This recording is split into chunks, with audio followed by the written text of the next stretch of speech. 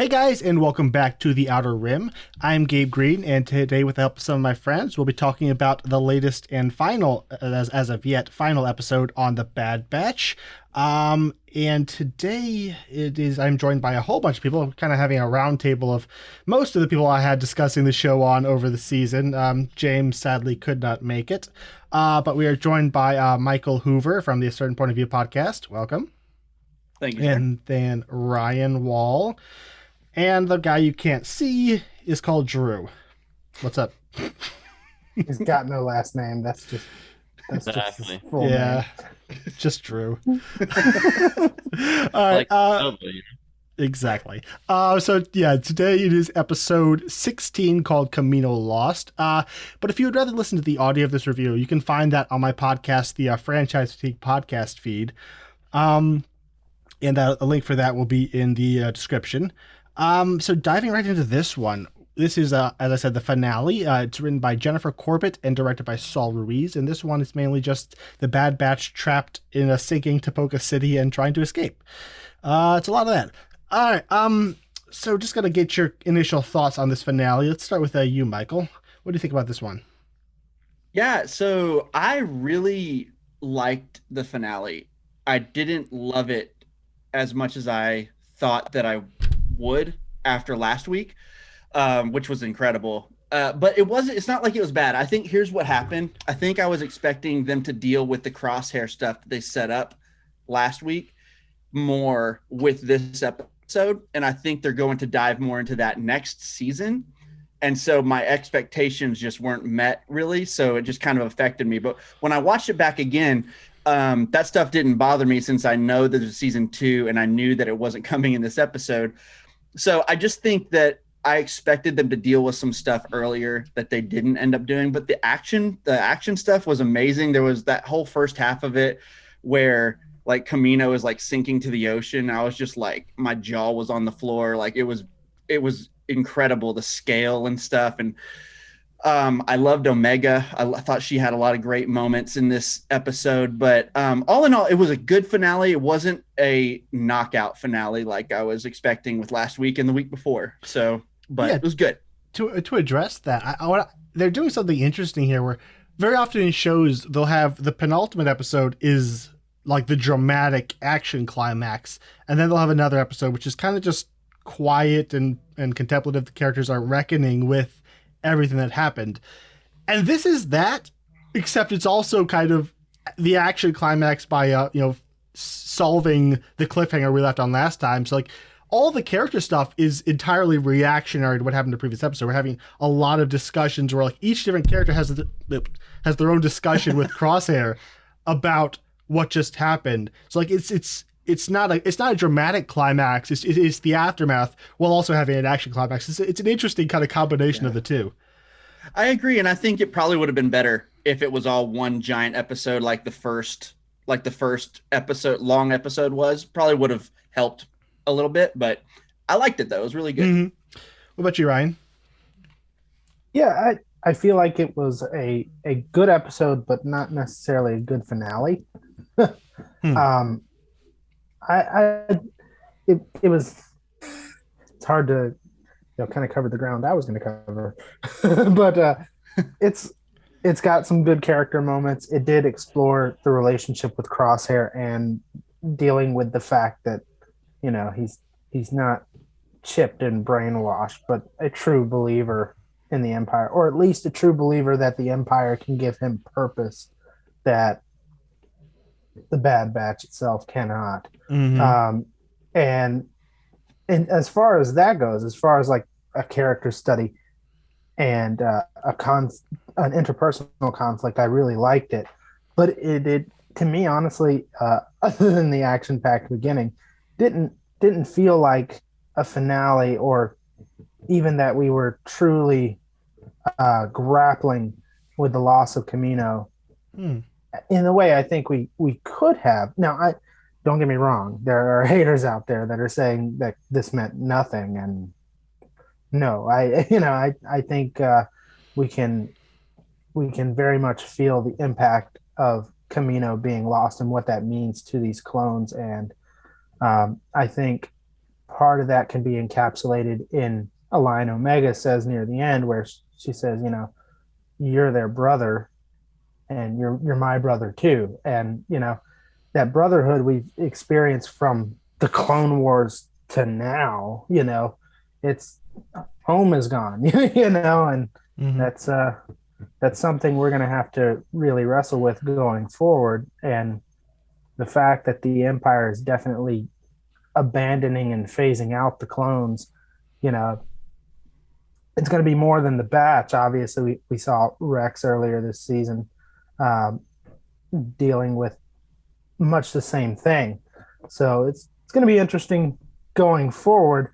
But I feel like a lot of that was pushed forward, was pushed as we're going to explore this more in a future season, which is fine because to me this whole season to me has felt like um, aftermath of Revenge of the Sith, which is absolutely fine by me because I loved living in this time period of early Empire. It's fascinating beyond belief to me. So I'm looking forward to more.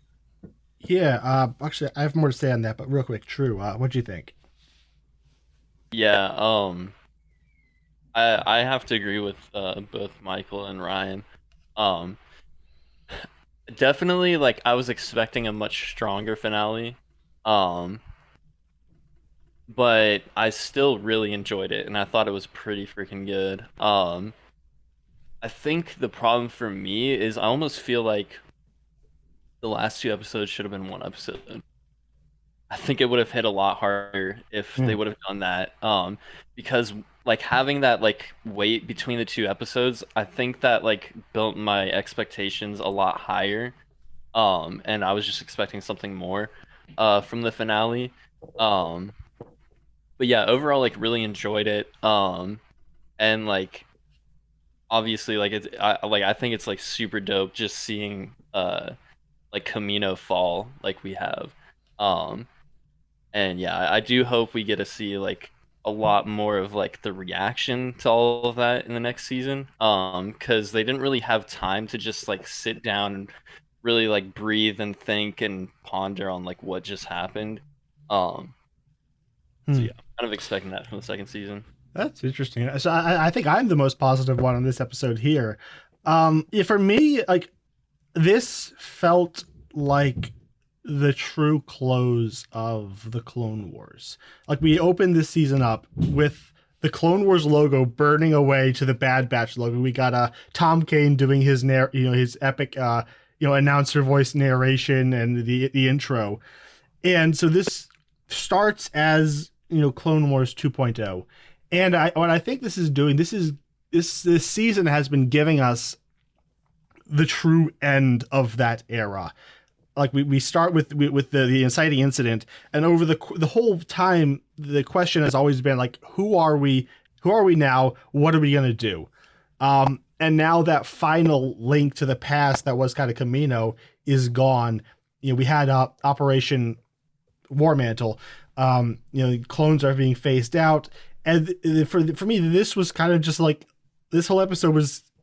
Even though it had a lot of intense action, it was the very kind of moody, contemplative, just meditation on that with all these images, just the imagery of destruction, like when they're walking through and you see the cloning pods slowly submerging, or where they would constantly keep cutting out to an exterior shot of the city just slowly sinking through the water. Just so many just quiet moments of imagery of just the destruction and the sinking. So for me, like this was like the final goodbye. So, like for the Jedi, the Clone Wars ended with Order 66. Like that was their moment of transition. But for the clones, they never really had that. It was this much more gradual phasing out. And even though the Bad Batch had it a bit different from the rest of the clones, even they are still kind of left in this limbo for the entire time. So for me, this was like a symbolic. This is where. The Clone Wars is over for them, truly over. There's no going back. The Republic is over. All of life that we thought, whatever we thought life was before this, it's gone.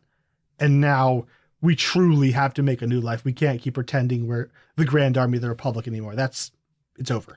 So like that was what was happening for me. And that's more of a very kind of moody type, very kind of insubstantial feeling that I was getting. I understand if y'all didn't. Yeah, but that's one of the things I just really appreciate. There's a lot of stuff going on in this episode. Let's talk a bit about all the action. Have any of y'all seen James Cameron's The Abyss? Yes. Mm-hmm. I actually have not seen it. No. Yeah, that's what I was feeling for most of this That's episode. It's about under a deep sea station, and there's complications, and your general kind of the submarine's sinking, water's leaking, we got to do this, the pressure's coming in, that kind of thing. I think they did a really good job of just kind of replicating that, the just great claustrophobia and feeling of being trapped with the empty echoing halls, the constant dripping and splashing, just ominous creaks and crashes coming through the structure. How did y'all feel? Just the action element. How did y'all feel that worked? Well, it's whoever has the most to say, talk. Yeah, I mean, it was great. Yeah, it was great. I thought that was definitely, like, I actually agree. There was a lot of good. I actually agree with all the stuff you said about the moodiness too. Like, I thought I totally agree with that. That was definitely there. But I really did, the action stuff was, I was really particularly that first like 15 minutes or so. I was sitting forward on my couch at 2:00 in the morning, just like watching it with my jaw dropped. It was really a spectacle. It was so, I still am like pinching myself watching this and saying, this is animated. Like, what? It's pretty crazy. And so the fact that they're able to do this, and like the tension that you feel when they're trapped in that room, Omega and Crosshair are trapped in that room, or when they're trying to get from one end of the tube to the other at the end, or when they're all in their own separate tubes and Omega leaves her tube to go get AZ. It was the tension. They're just masters at building tension. And I think that for my couple of criticisms about the episode, that's not remotely one of them. It was very entertaining. It was fantastic. Yeah, I echo all those sentiments, and I want to give major shout out to sea monsters.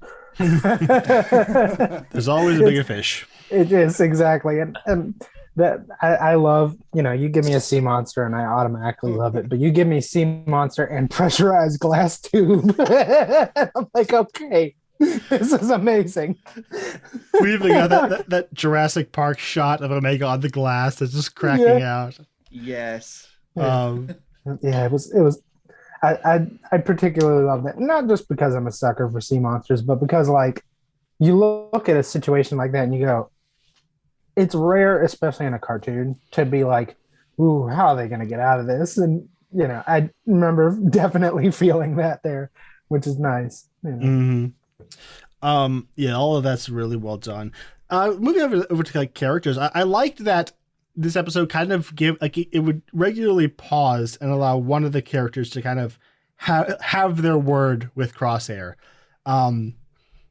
First it would be I think Hunter, when they first get to their old barracks, and they have their conversation, and then in the tunnels, Wrecker, something on your tiny mind, Wrecker.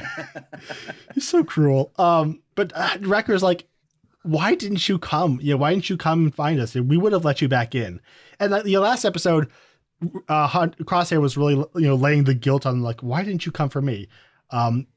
You knew you thought it wasn't my fault. You thought it was all the inhibitorship, but you still left me behind. And that's a good point. But also, Wrecker has a good point, as in, you could have come. Like, you made no effort. We might not have made an effort, but also you made no effort as well. And I think Wrecker has a more solid point, because he made it pretty clear he was not going to come. Mm-hmm. And also, he's very dangerous and tries to kill them very, very hard. Frequently. Yeah. Shoot the girl. And then Tech comes and is like, you cannot blame him. It's in his nature to be severe and unyielding. He's like, why are you defending me? I'm not. Understanding you does not mean I agree with you. Which is just, there's going to be a really fascinating Tech episode. Like in season 2, they have like an episode where it's just Tech, and he's somehow forced to deal with he thinks his understanding of the world, because he has such a binary kind of look at the world. I understand you, but I don't agree with you, kind of thing. And just, it's his nature. His nature is to be hard and unyielding.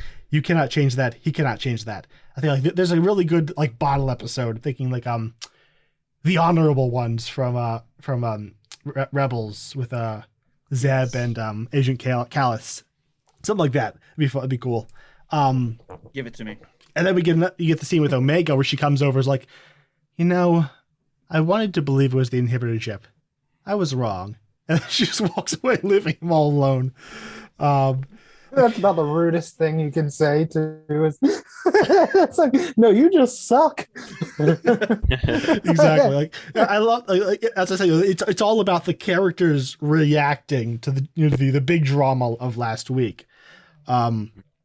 That's all really good. Any particular character stuff y'all wanted to mention? It's Ryan first, and if you don't, we'll go to Michael or Drew.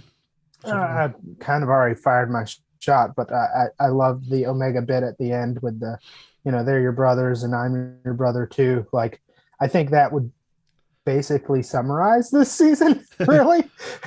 So that's to me the biggest moment, because it really does just summarize everything we saw, not only in this episode but stretching over the course of the season. Is what is their brotherhood now that they're not a part of the Grand Army of the Republic? What is it now in this new confusing era?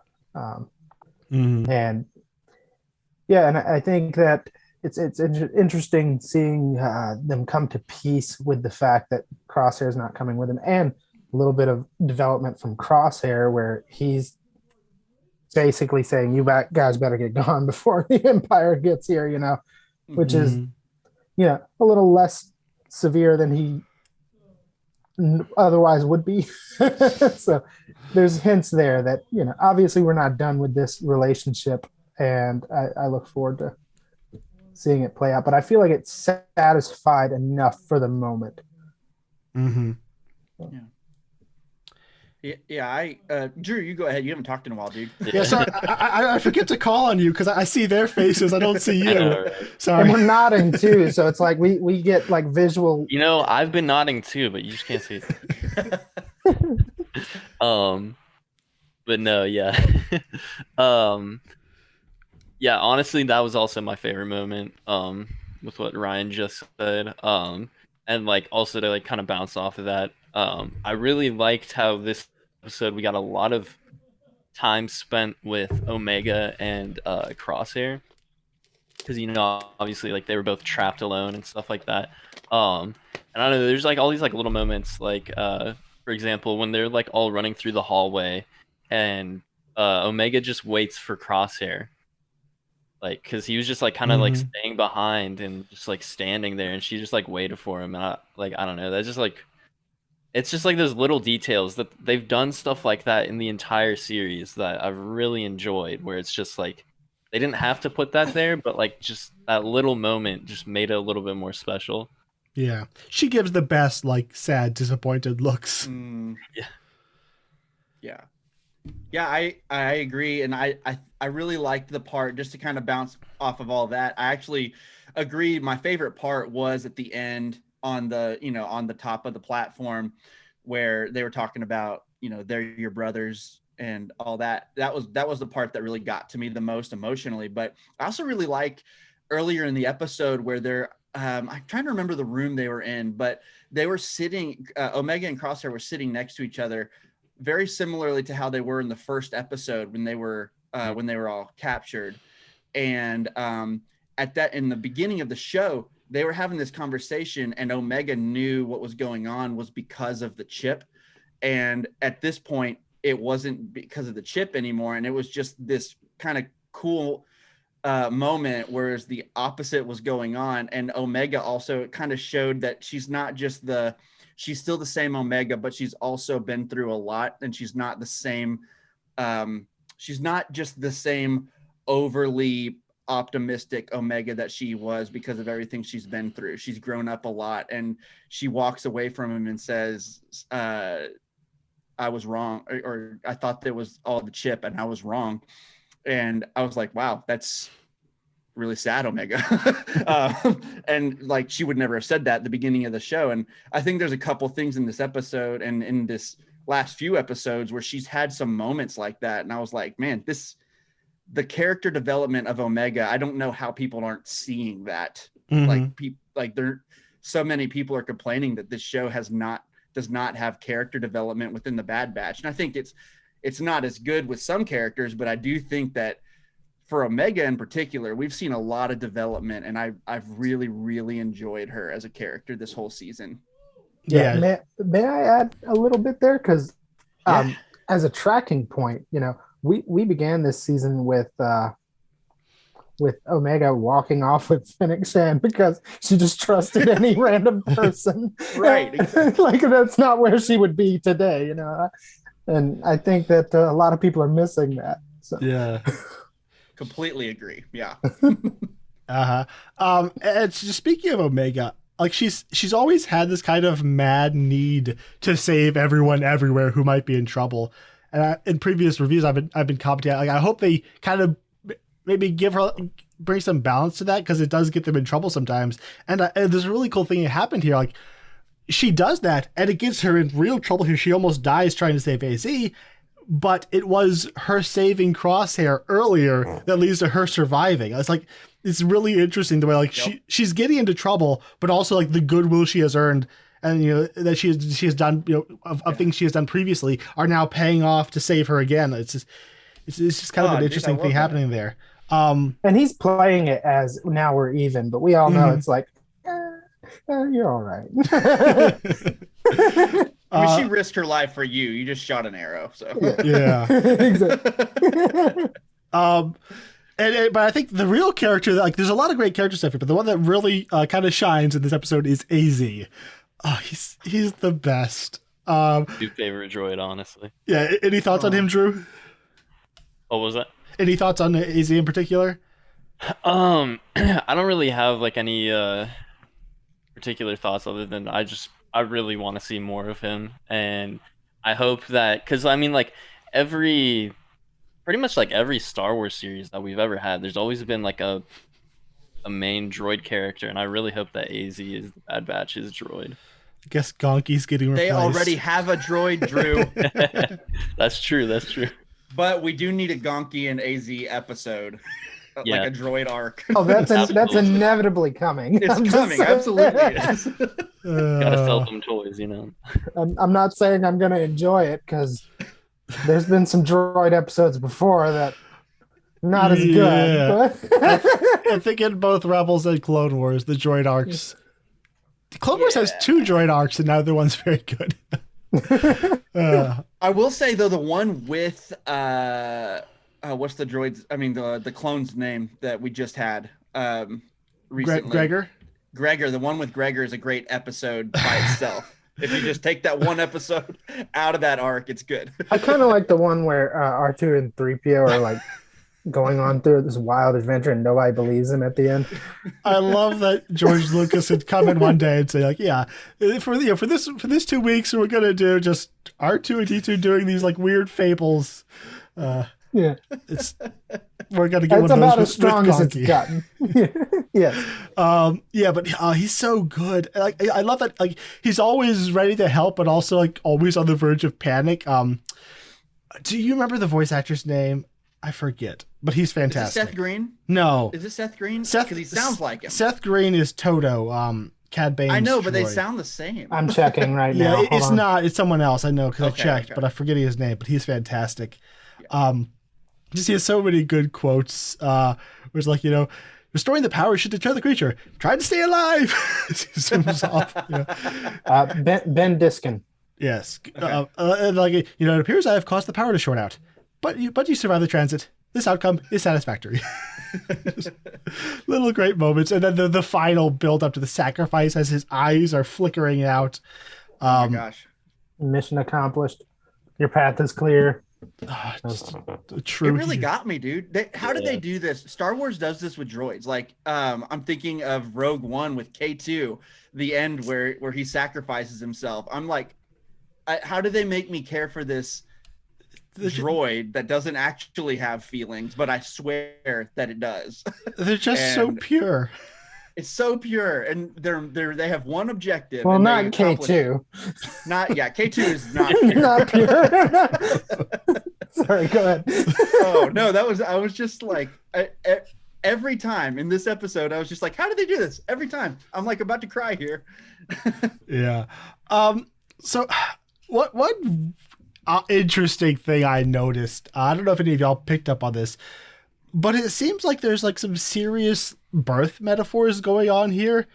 Like it kind of came to me, but then the more I thought about it, the more sense it made.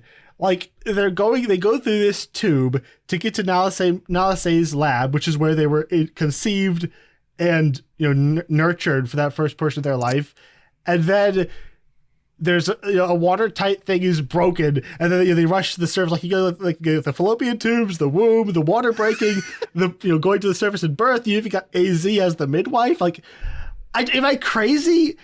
And AZ bears a passing resemblance to the midwife droid. Ooh, We saw. Oh my god. So like, I don't know if I'm reaching, but like the more I thought about like all these things, like they line up, and if this is truly the end, like they're clones, they were never truly born. Like so as like a symbolism of rebirth, they've been stuck in the past trying to figure out who they are. That's over. They're being reborn into whatever they're going to be going forward in the galaxy. And their second birth is still in a test tube. Yeah, exactly. So like, I don't know if it's intentional, but if it is, I love that this animated family show is getting that deep into the symbolism, but it's also subtle enough to where you might not even notice it. I did not. Definitely tracks though. I think here's the thing. I do think that they don't do stuff on accident like that. They've used visual storytelling like this throughout the whole show, where like Omega will constantly be looking in these tubes, these cloning tubes or whatever, and she sees her reflection. I feel like they've done that multiple times and told a story with those reflections, and I don't know. I just feel like multiple times in this season of this show, they use visual storytelling like that. So I mean, that's a little bit deeper than they usually do, but I wouldn't be surprised at all if that was on purpose. But even so, if we find out later on that Gabe's description of this episode is entirely coincidental, it doesn't have to be conscious for it to be true. Like it's art. Right. I mean, it doesn't have to be conscious for that to be true. Like if you're building this story, and you could easily, well, I won't say easily, you could, by being thematically consistent, subconsciously create this read, and if somebody appreciating your art discovers it, you can go, oh yeah, I guess I was doing that. So Totally true. Yeah. Even if somebody comes out and says, hey, that's not what we were going for, it's still a valid read in my book. Mm-hmm. And then we end at these mountain bases where Nalise is dropped off with some Imperial scientists. So we're like, I'll go with you first, Drew. Where do you think that's going?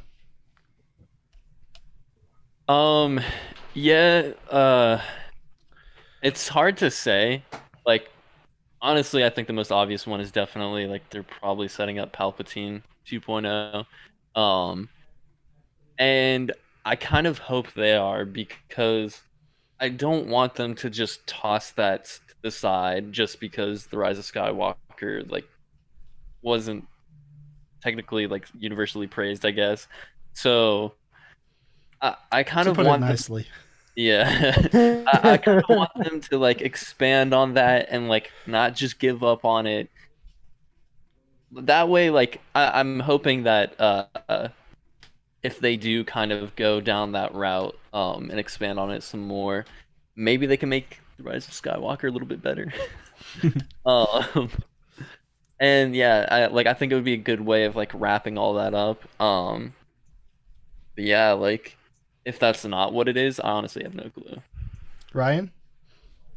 Yeah, it's got to be Palpatine too. That's a terrible name. Bad pun. But anyway, yeah, you have the Imperials destroying Kamino while taking cloning research to secretly shuffle this away. I mean, I also we're forgetting too that Snoke, there's like 50 billion Snokes lying around somewhere in a lab. So like Palpatine isn't exactly the first thing they pushed out of a test tube and called it done. But I think we're looking at dark science, secrets only the Sith knew, lab stuff about to happen. So, What about you, Michael? I agree. I it's pretty clear to me that they're definitely closing. I feel like they're filling in some gaps, and I think that's only good. I think I'm not a fan of The Rise of Skywalker, but I like the rest of the sequel trilogy a lot. I love the rest of the sequel trilogy. And if they can improve upon, things that happen in it that weren't really explained very well in the movie itself, retroactively, I mean, they did that to me. Honestly, the Clone Wars helped me like the prequels better. And so if they can do that with The Rise of Skywalker, I'm down. Like, I want to like The Rise of Skywalker more. So if this helps that, then I'm and honestly, if it helps bring other people on board with it too, I want everyone to like it all. It's not going to happen, but I don't I don't think you can fully redeem what happened there, but you can at least you can mitigate it at least. Well, I'm talking about that one plot point where they didn't explain it whatsoever, right? Except for somehow, and so that and that one line that they put in there from Revenge of the Sith, but it's there, but it's not enough, and I feel like this could just help bridge that gap. There's other gaps too. Mm-hmm. But you know what I'm saying. Yeah. First, I want to say those mountain bases are the coolest looking thing. I know, man. So and cool. but the scientist that meets her has this almost identical uniform to Dr. Pershing from The Mandalorian, who's also doing his own midichlorian experiment. And then you bring that back to how similar in Bounty Lost, how similar those cloning tubes look to the Snoke. Like, it's a lot of very, very circumstantial. We're making a lot of connections. So like, it could be something entirely different. Like, it has nothing to do with Rise of Skywalker, but like, it does feel like a kind of a decent educated guess that that's what they're doing. Also, I like that them ending the episode on Nala Se seems to insinuate that she's got to be a continuing character going forward, which I do like a lot. Same. I liked all of her involvement here. The wrinkles with Omega, the bounty hunters, and betraying the Empire. All of that was really good. So I do hope she has a continued presence in the series. So now getting into what are some hopes y'all have for season 2? As far as what are some things y'all want them to do? Let's go with you first, Ryan. Yeah, I have been thrilled at enjoying this transitionary era between the Republic and the Empire, and I'm really loving early Empire as an era that I really want to live in this time frame for a little while, and I am looking forward to you mentioned Nala Se at the end, and she does have a strong connection with Omega, and I feel like those two characters are not exactly done with each other. Obviously, I'm looking forward to, if not a redemption, then whatever the next step on the Crosshair conflict is. I'm looking forward to that. Maybe he goes through a journey of slowly being disillusioned with the Empire, or maybe he gets deeper entrenched. Who knows? But I also would like to see. There was Gabe, you and I reviewed the episode where they helped that separatist senator and on Raxus Prime, and I feel like that was a bit of a missed opportunity to bring in some people that they're maybe not entirely comfortable working with because of the Clone Wars, and I would love to see a little more of that, a little more of, this was a separatist planet. I'm not sure I can trust what's going on here, but nonetheless being forced to work together because of a mutual enemy in the Empire. I would like to see some more of that going on. Michael? Yeah, I agree. I really liked. By the way, I actually liked that episode more than most. Um, uh, I love the whole fascination. I'm very fascinated I'm very fascinated with the whole relationship of, oh, the Empire has taken over the Separatist planet. Oh, the Empire's taken over this Republic planet, and they're treating them all the same. You guys have to work together. I love all of that, so I want to see more of that for sure. I also we have Hauser, we have Gregor, we have Rex out there. I want to see these clones. I want to see a clone uprising of some kind. I want to see them get together, and I think that would be sweet. I want to see them all work together with the Bad Batch. I had another. Oh, my main issue with this entire season was that I felt that Echo was vastly underutilized, and I know we've gotten him more in the Clone Wars too, but we haven't gotten Echo really in depth remotely since that arc in the Clone Wars at the end with the Bad Batch. And I did really like a couple of the episodes at the end that gave him a little more to do, but still not a whole lot. And I really want more of Echo. I want an Echo episode and a Tech episode like that really go into their characters more. Drew? Yeah, again, I agree with everything that y'all said. Going on like the whole like different factions and like working with them and everything. I kind of hope we see the Pike Syndicate again. Yeah. Honestly, like I didn't think about it until like we were just having this conversation, but like I kind of forgot about the spice running episode, and they like showed up like right at the end, and it would be really cool to see them again because something about them's just really interesting, and that I've noticed they've been using them a lot more lately, and I feel like they're building something up. I don't know if it's for this show or if it's for something else. But yeah, I'd love to see them again. And then also, next season, I know like me and Gabe talked about it in another review. I can't remember what episode it was for.